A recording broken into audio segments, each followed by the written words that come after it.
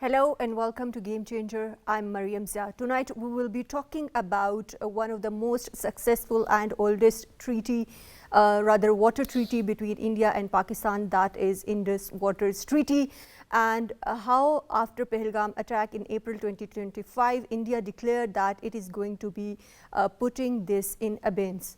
Pakistan, of course, warned that any attempt to divert its water would be considered as an act of terrorism. And of course, in a major breakthrough in June 2025, Permanent Court of Arbitration in the Hague, of course, declared that India cannot hold this treaty in abeyance. In today's program, we will be talking about different dimensions of Indus Waters Treaty and of course India's hydro-aggression, India's hydro-terrorism, and how this is going to be impacting not only Pakistan but other countries of the region, and what needs to be done when we talk about water diplomacy. To discuss this and more, we are joined in the studios by HOD, Head Earth and Environmental Sciences of Hazara University, Dr. Asif Javed. Welcome to the program. And we are joined online by a former president of NDU, Lieutenant General retired Raza Muhammad Khan. Welcome to the program. Of course, let me start with you, Dr. Asif. When we look at Indus Waters Treaty, despite 4 wars and decades of hostility and the recent conflict between Pakistan and India, Indus Waters Treaty has endured since 1960. What made it so resilient in your opinion? Thank you, Mariam, for inviting me in to speak on this important occasion, which is really very important. As you already mentioned that this treaty has survived almost 4 wars. So, this is very important bilateral agreement.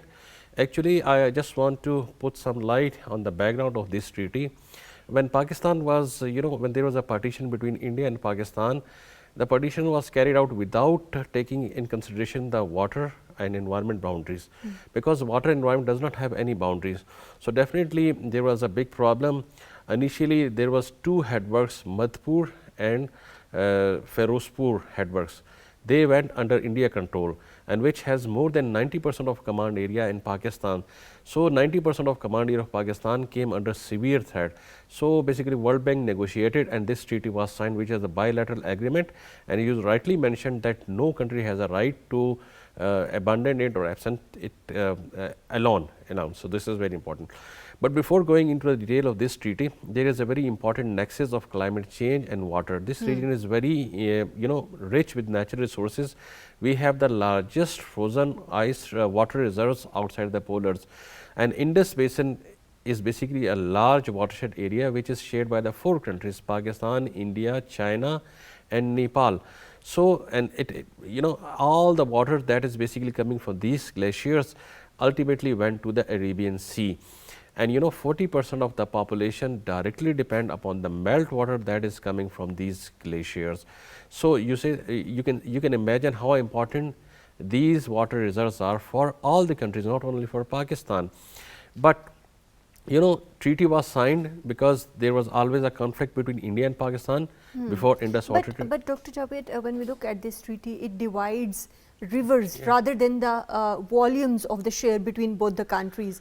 Do you think this was also political in some sense? Some experts, particularly from Indian side, says that Pakistan get large volume of water compared to the India. If you count the number of rivers are the same. We have been given a western river, Sindh, Jhelum and Chenab, and 3 eastern river went into the Indian control under the Indus Water Treaty. But for Pakistani point of view, that is very important, because geographically Indus is not coming from India, it is coming from the Tibet and Himalayas. Ultimately, it enters into some of the watershed area of the Indus river, or Indus, you can say Tarbela Dam is basically exist in the India. But rest of the 2 rivers, Jhelum and Chenab, they first travel from Indian occupied Kashmir and then they enter into the Pakistan. So, these are the 3 western rivers which came under the Pakistan control, and the other 3 rivers like Beas, Sutlej and Ravi, they went under the Indian control.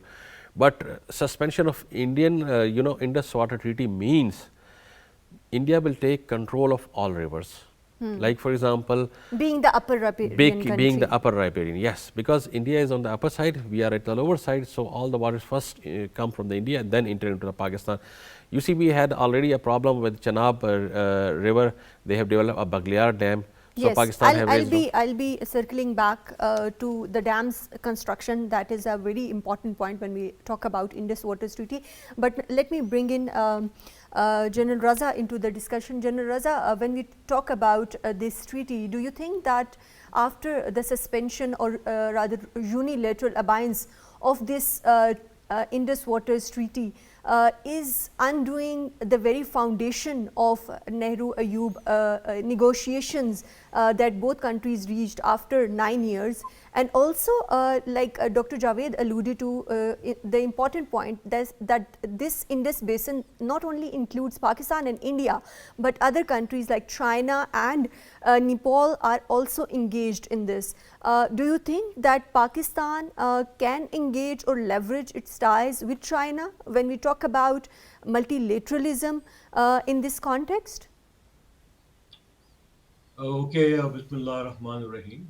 I think first of all, I'd like to add to what has been said is that India is holding the treaty in abeyance so far.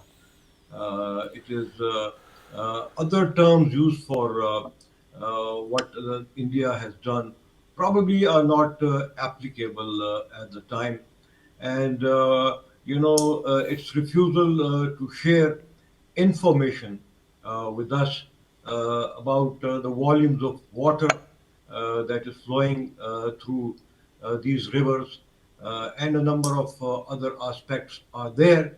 But they have actually they have declared that they are going to divert the waters of the Western River inside India.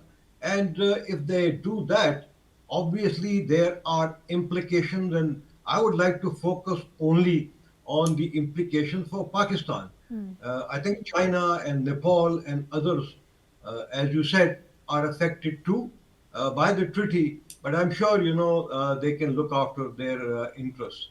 So when we talk of the holding of this treaty in abeyance, what it means for Pakistan is that we know that water is the source of our life. We have an agrarian economy, Yes. and our ecosystem is very vulnerable to climate change. And I'm sure we all have heard the saying that when the well is dry, we know the worth of water.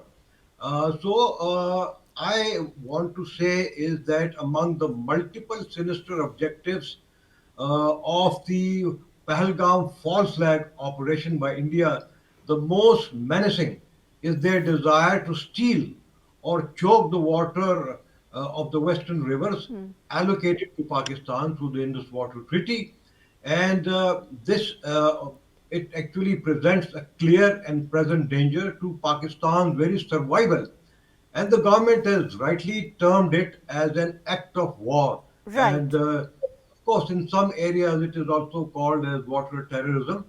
And let me also add that if scuttled, the Indus Water Treaty can abruptly, end the present ceasefire and invoke a potential full spectrum response by Pakistan.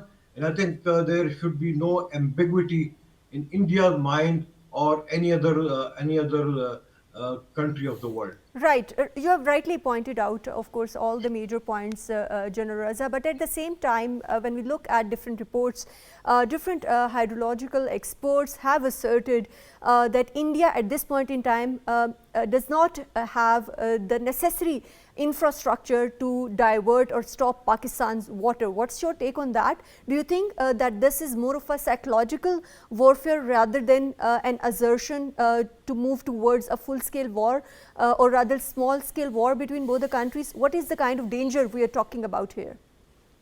I think presently India has a limited capacity, to either keep storing the water of these very big rivers or to divert it.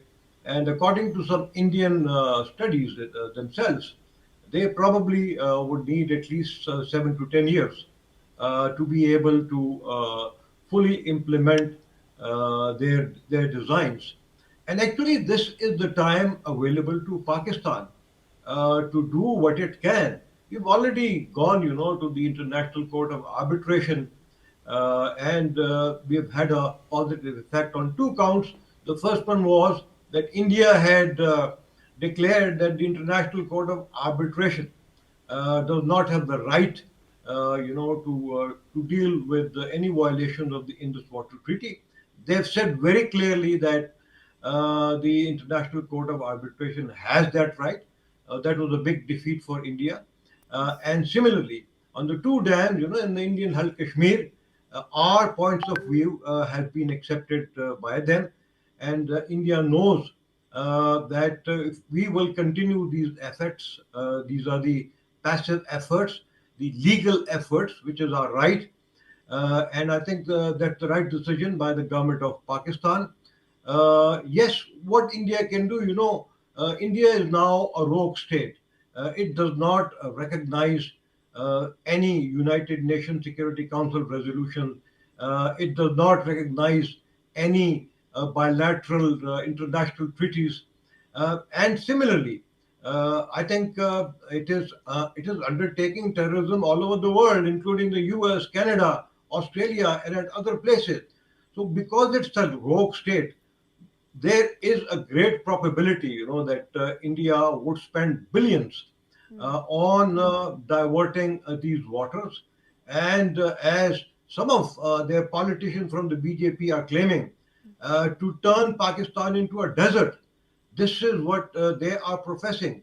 And therefore, while we undertake every possible and necessary step at the international level, we must do all that we can to save and conserve the water that is available to us from not only the glaciers but the rains and the other sources that we have. Recall, there was a time when the Supreme Court had constituted a dam fund, Yes. and people had even started contributing towards that. And that was done, because the necessity of water management and conservation was understood by the government and the people and the judiciary of Pakistan. And right now, I think it is good that the government of Pakistan has decided to expedite the constructions of at least two major dams. But when it comes to conservation of water that actually flows out to the river, particularly from Indus during the flood season, that is an area of further improvement. And I'm sure not only the federal government, but the provinces will have to also pitch in and do it together. Right, right. And of course, very important points that it is important to conserve the water, but at the same time, when we look at India, like I earlier mentioned about, India currently produces 3,360 megawatts from its Jammu and Kashmir hydropower projects, and it is planning and it plans to scale it up to 12,000 megawatts.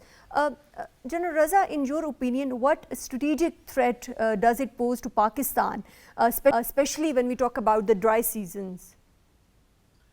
Well, I think as far as generation of electricity is concerned, that they can do that, but they cannot, dam these rivers. And all this is laid out very clearly in the Indus Water Treaty.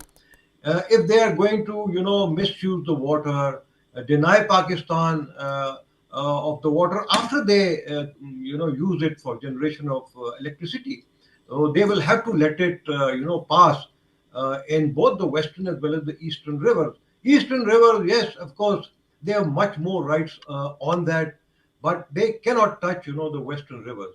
And what they can do is that they can actually create floods from the eastern rivers, and they can damage, the people who are living on the sides of all these rivers.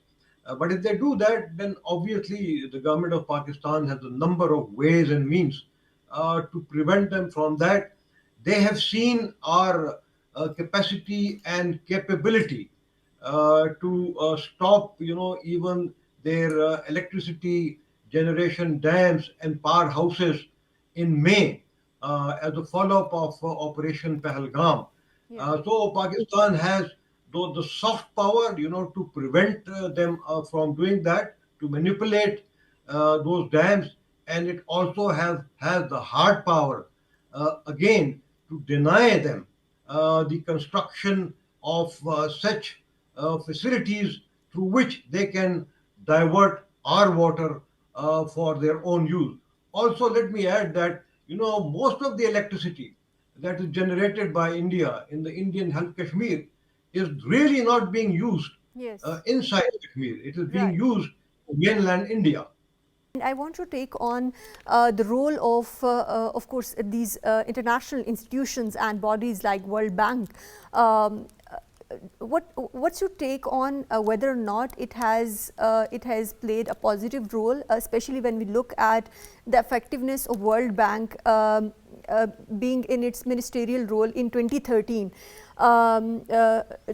when it paused decisions for some time and then reactivation and rather delayed reactivation in 2022. So do you think this was also one of the signals to India that it can negate such mediations? Definitely, Mariam, World Bank needs to play a role, and definitely Pakistan need to request the World Bank to play its own role, because as you already mentioned, we are the lower riparian, we are the most sufferer if this treaty has been suspended, because we are at the lower side. So definitely Pakistan should approach the World Bank for again for mediation and to convince the India that this cannot be held in absence without taking into consideration the Pakistani views. As Jamaat Ali Shah have mentioned that there is no limit of water, but in terms of environmental, there should be some minimum flow, although treaty does not mention any specific amount of water that should be allowed to enter to territory. But from environmental point of view, there should be some environmental flows that must go to the Arabian Sea to avoid the back sea effect in that area. So you actually think that there is a need to revisit IWT protocols? Exactly, particularly keeping in view the climate change scenario, because water is becoming the most important victim of climate change. Mariam, Pakistan has been consistently ranked among the top 10th vulnerable countries. Now That it's is in like the top 5th, you can say. Like now it's the first. It's the first. Okay, in the okay. recent Why? ranking of Global Climate Risk Index 2025. The main reason is the water, Yes. because before the partition, per capita availability of water was 5,300 meter cube per person per year, which has now dropped to even less than 1,000 due to climate change, population growth, and so this treaty and climate change cannot be tackled independently. So even if we don't have that treaty, even if that treaty is intact, still we need to be more focused on our water resources. We need to conserve water, we need to construct dams. After the partition, we only have two large dams, Tarbela and Mangla. Tarbela is on Indus River and Mangla is on Chenab River. We haven't been able to build any dams. And similarly, our more than 60% water has been wasted, during the conveyance, during the applications losses. So we have to control all these things. And important thing for this treaty is, because if India stops the water of Jhelum and Chenab, the cultivable area of Chenab is something around 3.4 million acres in Pakistan, and Jhelum is around 1.4 million acres. So livelihood of those people will be completely at stake. Now there is another question, whether India can do this technically right now or not. But if even India plans it right now, if India think over that, still, as you mentioned, it is an act of war, it is a water terrorism, whatever name you give it to them, but it is the problem of our livelihood. We need to tackle the way we are. Right, and since you are proposing that there should be some revision protocols for Indus Waters Treaty, Do you think at this point in time it is a bilateral agreement anymore? Because the origin of Indus waters is from Tibet in China. So do you think that we can take it to the next level to multilateral treaty, and would it be a good thing for Pakistan? Basically, riparians are two Indian, mainly water user, Indian and Pakistan. Pakistan is the lower riparian. Yeah, but in case of China and India, yeah.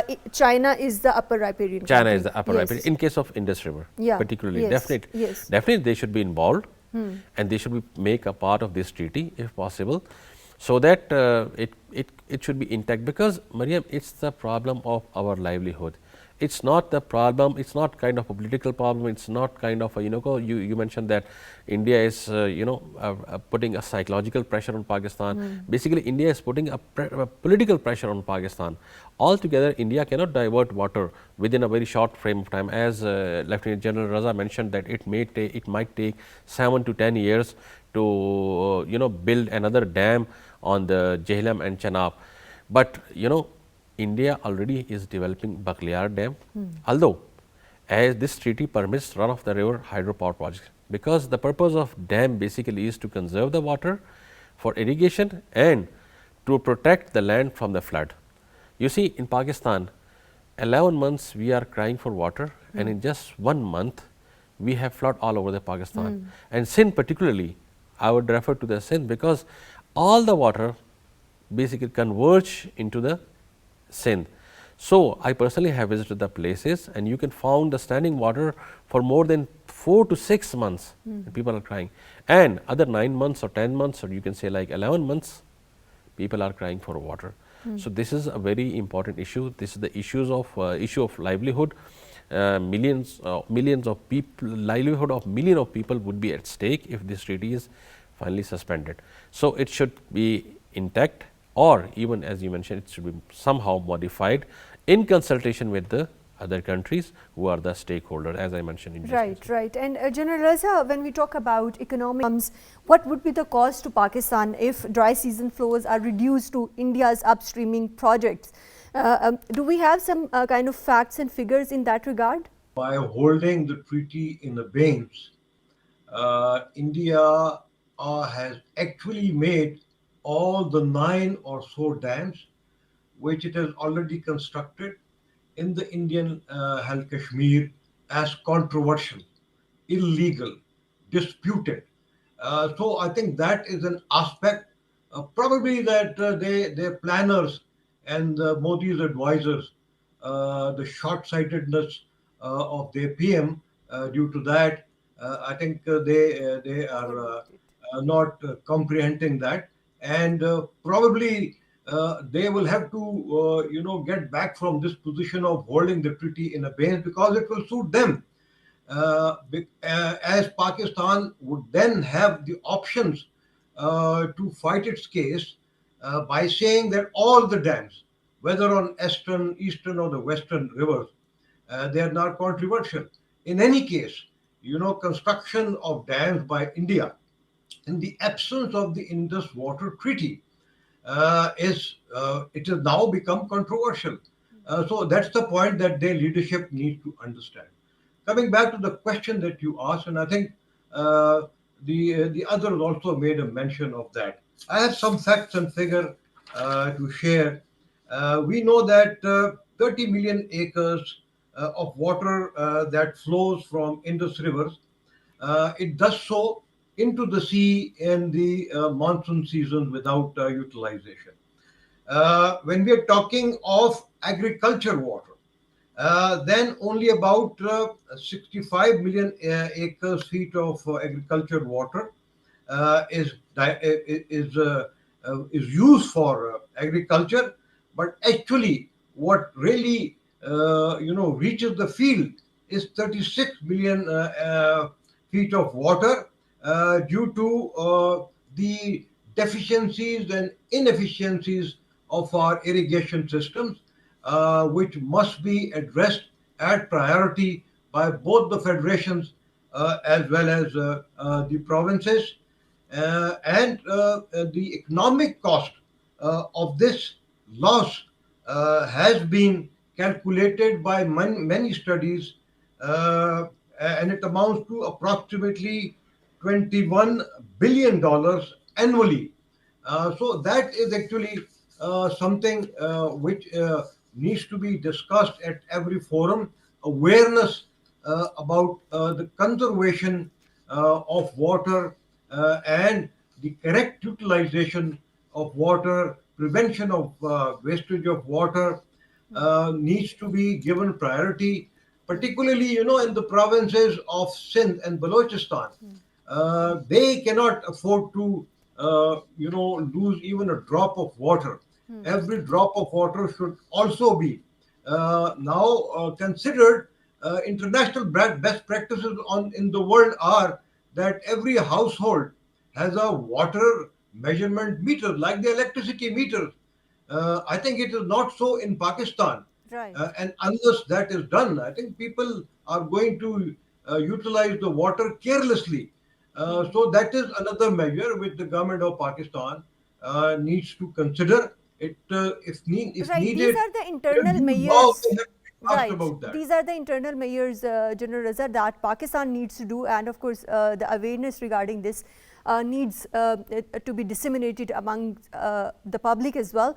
But I want to take on the public diplomacy and Pakistan's narrative as far as international bodies are concerned, and Pakistan's ties with international, of course, different water bodies and consultancies are concerned. What do you think? How should Pakistan counter India's saffronized narrative internationally? And what should be Pakistan's response to this threat? I think, first of all, Pakistan needs to coordinate all its response options with China. And I think China now has a clout at the UN Security Council. Pakistan itself is now leading the United Nations Security Council. Uh, when the World Bank was, putting this treaty together, it was also with the blessing of the United States of America. So I think the US and all permanent members of the UN Security Council, they understand that if India is trying to hurt our agriculture, to hurt our economy, particularly, aspects that would affect every citizen of Pakistan, it would lead to war. And if it leads to war, then probably, in this issue, it may not be restricted to conventional means and measures. Although we have created, conventional deterrence as well, we have just proved it at that. So my, opinion is that India will back off from this stance. But if it does not, then I think it will be necessary for Pakistan to inform the international community, the UN Security Council in particular, of the consequences of a war, between Pakistan and India. And in this case, I'm sure, as China is the upper riparian state of a number of rivers which passes through India, it will also have a right, then to manipulate that water.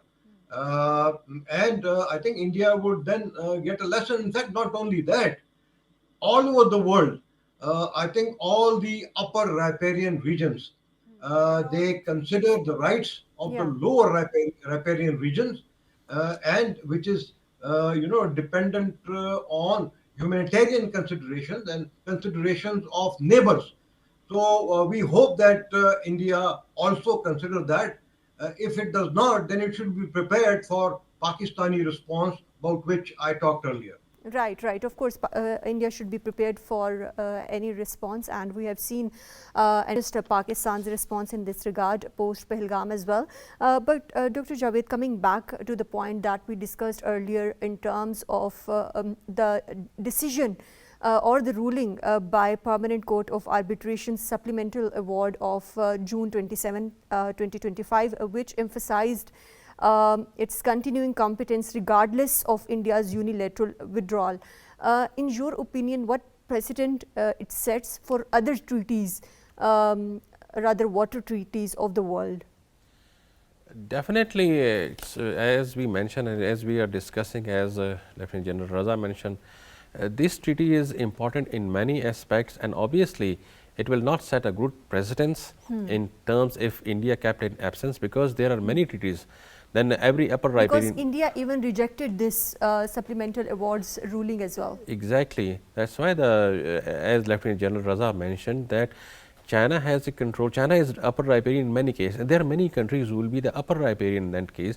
So definitely, they whenever they wish, they could stop the water, and they could it's becoming a big threat for the entire world by quoting the examples of India. So this is, I personally believe, water war or water bomb is more dangerous than any other war, because it talks about the livelihood of the people. We cannot survive. You know why I am saying this? Because as if you look at the Pakistan scenario, 90% water has been used for irrigation, and Pakistan is the, if I am not mistaken, 4th largest exporter of good quality basmati rice, and majority of them has been grown by this irrigation systems.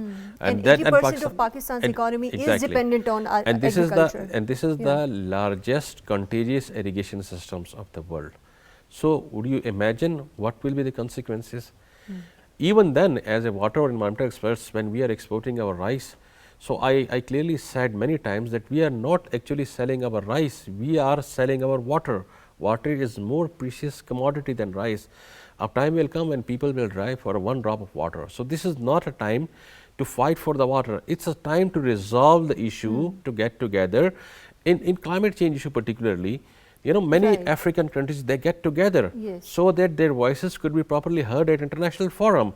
And in case of India, you know, there was a term initially used that is called a GI tag.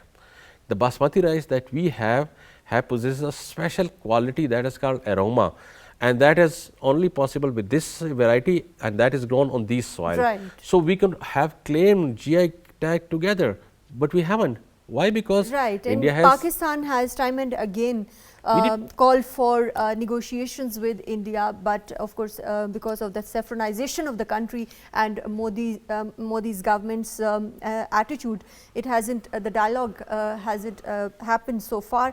But Dr. Javed, we earlier discussed about, and you proposed about renegotiating the treaty, keeping in mind the current climate change crises that Pakistan is going through. If Pakistan must renegotiate the treaty, how should it ensure that the revised treaty must have enforceable guarantees, that it shouldn't be any future unilateral action remains impossible for the other country, for India? Very simple. There should be some guarantor, just like a World Bank or international organization or big powers like United States, China.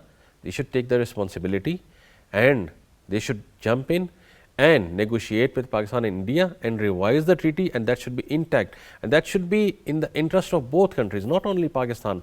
But since Pakistan is the major sufferer in case of if the treaty is suspended, so definitely Pakistan should act more proactively and to involve these countries, the powers, so that they should keep the treaty intact. They should force the India at least not to stop this kind of things. As you already mentioned initially that this treaty has survived 4 wars. I don't know what compels this government to announce this treaty in absence, to keep this treaty in absence. This is beyond my understanding. This is clearly the act of war, water terrorism or something like that, because no one will tolerate this thing. So definitely by involving the international powers, international community to and water diplomacy is of course needed. Definitely it's needed, because otherwise what I can say, we will cry for a drop of water. Of course, that is that's one important saying is that, because prepare for the worst, plan for the worst, and plan for the best and prepare for the worst. So even then, if Pakistan should also conserve water at its own, to build dams, so that even if the treaty is suspended or something like that, if India stop the water of Jhelum and Chenab, still we have enough water so that we can survive easily. Of course, internal measures are needed, but at the same time we have to enforce this treaty as well in letter, in spirit, and of course to look towards the proposal that you gave in terms of renegotiating the guarantees that are provided in this treaty. Thank you very much, Dr. Asif Javed, for joining us in today's program. Thank you very much, Lieutenant General Retired Raza Muhammad Khan, for joining us in today's program and for your valuable input. That's all from Game Changer Tonight. Take care. Allah Hafiz.